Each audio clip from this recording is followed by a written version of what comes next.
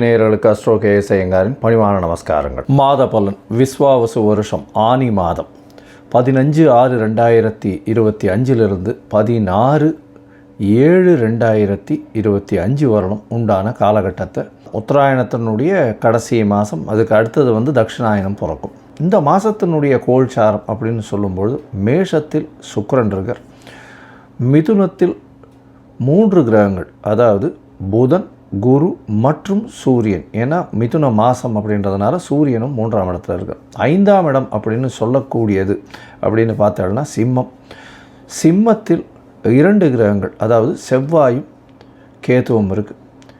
அது தவிர பார்த்தோம்னா 11ஆம் இடம் அப்படின்னு சொல்லக்கூடிய கும்பத்தில் சனி மற்றும் ராகு, இந்த 2 கிரகங்கள். மொத்தமாக பார்த்தலையானால் இந்த மாதம் ராகு கேத்துக்குள்ளே எல்லா கிரகங்களும் அடைபட்டு இருக்குது. இது ஒரு விஷயத்தை நம்ம கூர்மையாக கவனிக்கணும். அதனால் நம்மளுடைய முயற்சிகள் எல்லாவற்றையும் வெளிநாட்டில் இருக்கக்கூடியவர்கள், அந்நிய சக்திகள் எடுத்துக்கொள்ளக்கூடிய வாய்ப்புகள் மிகவும் அதிகமாக இருக்கும். இந்த காலகட்டங்களில் போடுகிற முயற்சி நம்மளுக்கு பெரிய வெற்றியை தரக்கூடிய காலகட்டமாக அமையும். சரி, இந்த மாதத்தில் வரக்கூடிய மாற்றங்கள் என்னென்ன? இந்த மாதத்தில் 22/6/2025 அன்றைக்கி புதன் மிதுனத்திலிருந்து கடகத்துக்கு போகிறார். அதாவது அவருடைய ராசியிலிருந்து கடகத்துக்கு போகிறார் ஒரே வாரத்திலே. அதற்கு பிறகு 29/6/2025, அதாவது ஒரு 15 நாள் ஆனி மாதத்தில் சுக்கிரன் அவருடைய சொந்த வீட்டில் போய் ஆட்சிக்கு போகிறார். அதாவது மேஷத்திலிருந்து ரிஷபத்துக்கு போகிறார். இந்த 2 மாற்றங்கள் தான் இந்த மாதத்தினுடைய பெரிய மாற்றங்களாக இருக்குது. மிச்சப்படி எல்லாமே வருட கிரகங்கள் அதே இடத்துல இருக்குது, அதெல்லாம் ஒன்றும் பிரச்சனை இல்லை. அதை தவிர செவ்வாயும் மாற்றம் இந்த மாதம் இல்லை. சரி, இந்த மாதத்தில் பார்த்தடையானால் என்னென்ன விசேஷங்கள் வருது அப்படின்னு பார்த்தோம்னா, ஆனி மாதம் அப்படின்னு எடுத்தோம்னாலே முதல்ல சொல்லக்கூடியது ஆனி திருமஞ்சனம் அப்படின்னு சொல்லக்கூடியது. ஏன்னா நடராஜருக்கு 6 முறை தான் ஒரு வருடத்திற்கு திருமஞ்சனம் பண்ணுறாங்க. அதில் ஆனி திருமஞ்சனம் மிகவும் விசேஷம். ஆனி உத்தரத்தன்னைக்கு பண்ணக்கூடியது. இந்த ஆனி உத்தரம் அப்படின்னு சொல்லக்கூடியது 1/7/2025 அன்றைக்கி வருது. அது தவிர பார்த்தடையானால் இந்த மாதத்தில் ஆனி கேட்டை ரங்கநாதருக்கு திருமஞ்சனம், அதாவது ஜேஷ்டாபிஷேகம்னு சொல்லக்கூடியது. இந்த ஆனி கேட்டை அப்படின்றது 8/7/2025 வருது. அதற்கு பிறகு பார்த்தேனால் இந்த மாதம் ஆனி மகம் மிகவும் விசேஷமான நாள். அருணகிரிநாதர் பிறந்த தினம் அப்படின்னு சொல்லக்கூடியது. அருணகிரிநாதர் என்னைக்குன்னா ஆனி மூலம் அப்படின்னு சொல்லக்கூடியது 8/7/2025 அன்றைக்கி பார்த்தேன்னா, அதாவது 9/7 8ஆம் தேதி அன்றைக்கி ஆனி கேட்டைக்கு அடுத்தது மூல நட்சத்திரம். 9ஆம் தேதி அன்றைக்கி அவர் அருணகிரிநாதரை பற்றி சொல்லவே வேண்டாம். அதாவது சைவ சமய பாடல்கள் நிறைய எழுதியிருக்கார். அதனால் அருணகிரிநாதரை பற்றி ஒரு பெரிய இது இருக்குது. அருணகிரிநாதர் பிறந்த நாளாக சொல்லக்கூடியது. ஆனி அமாவாசை இந்த மாதம் 25/6/2025 அன்றைக்கி ஆனி அமாவாசை. சூரியனும் சந்திரனும் ஒரே பாகையில் வரக்கூடிய, ஒரே ராசியில் வரக்கூடிய நாள். அதே போல் 10ஆம் தேதி, அதாவது 10/7/2025 அன்றைக்கி பௌர்ணமி. அதாவது பௌர்ணமி ரொம்பவுமே விசேஷம். ஆனி பௌர்ணமி அப்படின்னு சொல்லக்கூடியது மிகவும் விசேஷமான காலகட்டமாக சொல்லக்கூடியது. அதனால் இந்த காலகட்டங்கள் இந்த மாதத்தில் வரக்கூடிய விசேஷமான நாட்களாக சொல்கிறோம். சரி, இந்த மாதத்தில் ஒரு ராசியாக மேஷம் முதல் மீனம் வரை எப்படி இருக்குது அப்படின்றத பார்க்கலாம். துலாம், சித்திரை, சுவாதி, விசாகம் இந்த 3 நட்சத்திரம் 9 பாதங்களை கொண்ட ராசி. ராசியின் அதிபதினு சொல்லக்கூடியவர் சுக்கிரன்.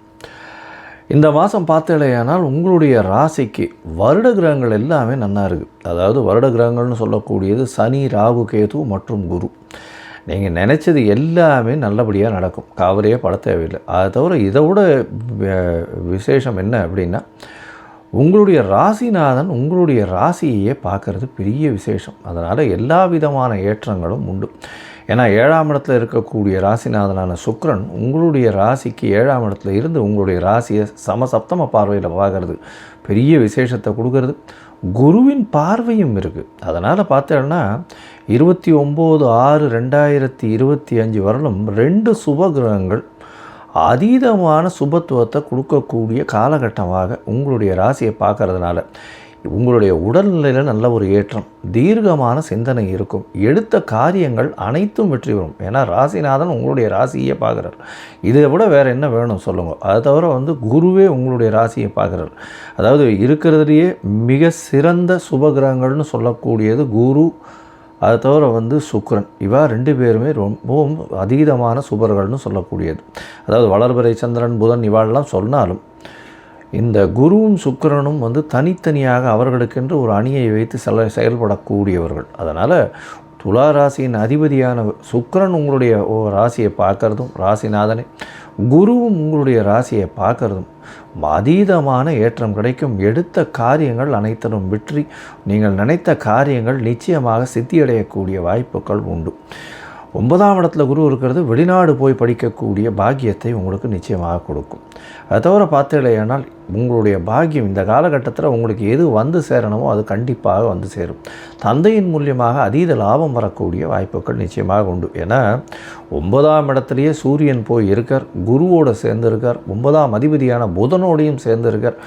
11ஆம் அதிபதி 11க்கு 11ன்னு சொல்லக்கூடிய இடத்துல போய் இருக்கிறதுனால உங்களுக்கு எல்லா விதமான ஏற்றங்களும் கிடைக்கக்கூடிய மாதமாக இந்த ஆனி மாதம் விஸ்வாவசு வருஷம் அமைய போகிறது.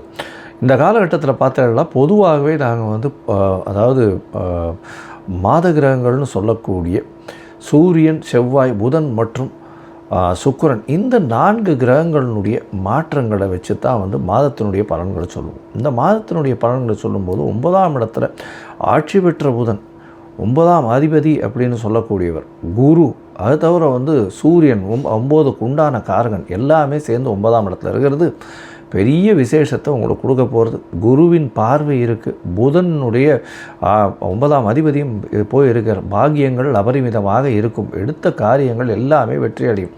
உங்களுடைய ராசிக்கு 10ஆம் இடத்துக்கு புதன் ஒரே வாரத்தில் போகிறார். அதாவது 15ஆம் தேதி மாதம் பிறகுறது 22ஆம் தேதி அவர் மாறுறார். இந்த காலகட்டத்தில் பார்த்தலையானால் உங்களுக்கு 10ஆம் இடத்துல 9ஆம் அதிபதி 10ஆம் இடத்துல போய் இருக்கிறதுனால பொது காரியங்களில் ஈடுபடக்கூடிய வாய்ப்புகள், புதிய தொழில் அமையக்கூடிய வாய்ப்புகள் நிச்சயமாக உண்டு. இந்த காலகட்டத்தில் உங்களுடைய ராசிக்கு 5ஆம் இடத்தை குரு பார்க்குறார். 5ஆம் இடம்னு சொல்லக்கூடியது 5ஆம் அதிபதியும் இருக்கிறதுனால புத்திர பிராப்தி, குழந்தை பிராப்தி இல்லாதவர்களுக்கு, இவ்வளவு காலம் கல்யாணமாகி குழந்தை பிராப்தி இல்லாதவர்களுக்கு குழந்தை பிராப்தி ஏற்படக்கூடிய வாய்ப்புகள் நிச்சயமாக உண்டு. ஏன்னா 5ஆம் அதிபதி 5ஆம் இடத்துல இருக்கார், குருவினுடைய பார்வையும் இருக்குது, சுக்கிரன் உங்களுடைய ராசியையும் பார்க்குறார். இதுக்கு மேலே என்ன வேணும்? நல்ல ஒரு ஏற்றமான காலத்தை நீங்கள் அனுபவிக்க போகிறீங்க. 29/6/2025 அப்போ உங்களுடைய ராசிக்கு 8ஆம் இடத்துல சுக்கிரன் மறைகிறார். ராசிநாதன் உங்களுடைய ராசிக்கு 8ஆம் இடத்துல மறையிறதுல தப்பே கிடையாது. ஏன்னா உங்களுடைய இன்னொரு வீடான இந்த உங்களுடைய ராசிநாதனுடைய இன்னொரு வீட்டில் ஆட்சி பெற்று போகிறார். அதனால் மறைந்த இடத்திலிருந்து உங்களுக்கு செல்வாக்கு அதிகமாகும், ஆட்சி பெற்று போகக்கூடிய வாய்ப்புகள் மிகவும் அதிகமாக இருக்கக்கூடிய காலகட்டமாக அமையும். எடுத்த காரியங்கள் நிச்சயமாக நிறைவேறும். வீட்டை விட்டு நாட்டை விட்டு வெளியில் போகக்கூடிய வாய்ப்பு, படிக்கக்கூடிய குழந்தைகளுக்கு பெரிய ஏற்றம் கிடைக்கக்கூடிய காலகட்டமாக அமையும். முயற்சிகள் எல்லாமே வெற்றி பெறும். ஏன்னா உங்களுடைய ராசிக்கு 9ஆம் இடத்தில் இருக்கக்கூடிய குரு உங்களுடைய ராசிக்கு 3ஆம் இடத்தை பார்க்குறார். இந்த காலகட்டத்தில் முயற்சிகள் சில நாட்கள் தள்ளி வைப்பது நல்லது. அது சந்திராஷ்டம காலம்னு சொல்கிறோம். புதிய முயற்சி வேண்டாம், வெளியூர் வெளிவான பிரயாணம் வேண்டாம். அது 22/6/2025 24/6/2025 வரலும் உண்டான காலகட்டம். அதாவது 22 26 ஜூன் 2025 வரலும் உண்டான காலகட்டத்தில் புதிய முயற்சி வேண்டாம்னு சொல்கிறோம். ஒருவேளை பண்ண வேண்டிய கட்டாயம் இருந்தது ஏனால் சந்திரனுக்கு உண்டான எளிய பரிகாரம் அப்படின்னு சொல்லக்கூடிய துளசி செடி வாங்கி அருகில் இருக்கக்கூடிய அந்த கோவில்களில் கொடுங்க. அது ஒரு நல்ல ஏற்றத்தை உங்களுக்கு கொடுக்கும். சரி, மொத்தத்தில் பார்க்கும்பொழுது இந்த துலா ராசிக்காரர்களுக்கு மிகவும் ஏற்றமான காலம். ராசிநாதனே ராசியை பார்க்குறதும் 9ஆம் இடத்திலிருந்து குரு பார்க்குறதும் உங்களுடைய உடல் நலத்தை நல்ல ஒரு ஏற்றத்தை கொடுக்கும். நினைத்த காரியங்கள் நினைத்த இடத்தில் நினைத்த நேரத்தில் நடக்கும். படிக்கக்கூடிய மாணவ மாணவியர்களுக்கு நல்ல ஒரு ஏற்றத்தை கொடுக்கக்கூடிய காலகட்டமாக இருக்கும். வெளிநாடு வெளியூர் போய் படிக்கக்கூடிய பாக்கியத்தை கண்டிப்பாக கொடுக்கும். குழந்தை பிராப்தி ஏற்படக்கூடிய வாய்ப்புகள் நிச்சயமாக உண்டு. முயற்சிகள் எல்லாமே கைகூடக்கூடிய வாய்ப்புகள் உண்டு. தொழிலில் அபரிமிதமான ஏற்றமும் லாபமும் வரக்கூடிய வாய்ப்பு இருக்கும். கூட்டு தொழிலில் மிகுந்த வெற்றி இருக்கும். திருமண யோகம் நிச்சயமாக இருக்கும். ஏன்னா 7ஆம் இடத்துல சுக்கிரன் இருக்கும்பொழுது கண்டிப்பாக திருமணத்தை செய்து வைக்கக்கூடிய வாய்ப்புகள் மிகவும் அதிகமாக இருக்கும். உங்களுடைய ராசிக்கு 11ஆம் இடத்துல 7ஆம் அதிபதி இருக்கிறதுனால கூட்டு தொழிலில் நிச்சயமான வெற்றி இருக்கக்கூடிய காலகட்டம். சந்திராஷ்டம காலம்னு சொல்லக்கூடிய 22/6/2025 24/6/2025 வரலும் புதிய முயற்சி, வெளிநாடு வெளியூர் பிரயாணம் வேண்டாம். பொறுமையாக இருக்கிறது ரொம்பவும் நல்லது.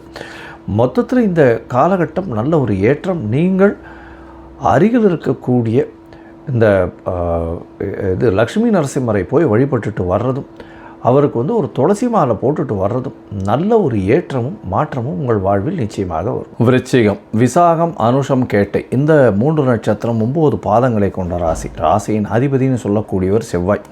இவ்வளவு நாளாக பார்த்தீங்கன்னா உங்களுக்கு செவ்வாய் 9ஆம் இடத்துல நீச்சப்பட்டு போயிருந்ததுனால மனசுக்குள்ளே ரொம்பவும் கிளேசம் இருந்திருக்கும். அதனால் என்ன பண்ணுறது, எந்த நேரத்தில் எந்த பிரச்சனை வரும் அப்படின்னு பயந்துட்டே இருந்திருப்பீங்க. இப்போ செவ்வாய் அவருடைய நல்ல நண்பர்களுடைய வீடுன்னு சொல்லக்கூடிய சிம்மத்தில் போய் உட்கார்றார். சிம்மத்தில் போய் உட்கார்றதுனால நல்ல ஒரு ஏற்றமான காலம் இருக்கும். அதனால் கவலைப்படவே தேவையில்லை. உங்களுக்கு தீர்க்கமான சிந்தனை வரும். உடல் நலத்தில் ஓரளவு நல்ல ஒரு பெட்டர்மெண்ட் இருக்கக்கூடிய வாய்ப்பு. ஓரளவுன்னு தான் சொல்ல முடியும். ஏன்னா செவ்வாயும் பார்த்தாலேயானால் கேதுவோடு சம்மந்தப்படுறது அந்த அளவு விசேஷம் கிடையாது. அந்த 10ஆம் இடத்தினுடைய அதிபதி 10க்கு 11ஆம் இடம்னு சொல்லக்கூடிய 8ஆம் இடத்துல போய் உட்கார்றார். அதனால் உங்களுக்கு மறைந்து இடத்துல போய் உட்கார்றதுனால அந்த அளவு விசேஷத்தை கொடுக்காது. ஸோ பொதுவாக பார்த்தாலேயானால் 10ஆம் இடத்துல போய் செவ்வாய் இருக்கிறது, உங்களுடைய ராசிநாதன் 10ஆம் இடத்துல நல்ல ஒரு இடத்துல சூரியனோட வீட்டில் இருக்கிறது நல்ல ஒரு ஏற்றம். இந்த மாதத்தில் அது ஒரு பெரிய ப்ளஸ் பாயிண்ட் உங்களுக்கு. ஏன்னா இவ்வளோ நாளாக மனசுக்குள்ளே பயங்கர போராட்டம், கிளேசங்கள். ஏன்னா குருவின் பார்வை வேறு உங்கள் ராசியில் இல்லை. உடல் நலத்தில் பின்னடைவு இருக்கும், ஸ்ட்ரெஸ் ரொம்ப அதிகமாக இருக்கும். 4ஆம் இடத்துல சனி வேறு, ராகுவோடு சேர்ந்த சனி, டபுள் சனின்னு சொல்லணும். இப்போது ராகுவோடு சேர்ந்த சனியாக இருக்கிறதுனால மனக்குழப்பங்கள், மன கிளேசங்கள், மன அழுத்தம் இதெல்லாம் ரொம்ப அதிகமாக இருந்துருக்கும். இந்த விருச்சிக ராசிக்காரர்களுக்கு கொஞ்சம் பொறுமையாக இருங்க. ஏன்னா குரு பார்க்குறார். நிச்சயமாகவே பொறுமையில் நிச்சயமாக உங்களுக்கு நிச்சயமாக கொடுக்கக்கூடிய வாய்ப்புகள் உண்டு. 10ஆம் இடத்துல இப்போ செவ்வாய் வந்ததுனால ஒரு பெரிய ஏற்றம். புதிய கடன் வாங்கி தொழிலை அபிவிருத்தி பண்ணக்கூடிய வாய்ப்பு உண்டு.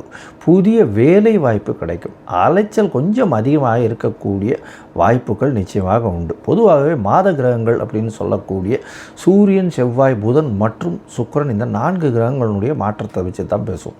8ஆம் இடத்துல பார்த்தாலேயானால் குரு, புதன், சூரியன் இந்த 3 கிரகங்கள் இருக்குது. இதனால் 8ஆம் இடம் வலுப்பெற்று போகிறது. இதனால் மறைந்த இடத்திலிருந்து திடீர் பண வரவு, ரேஸு, லாட்ரி, ஷேர்ஸு இந்த மாதிரியான விஷயங்களில் திடீர் ஏற்றங்கள் உங்களுக்கு கிடைக்கக்கூடிய வாய்ப்புகள் நிச்சயமாக இருக்கும்.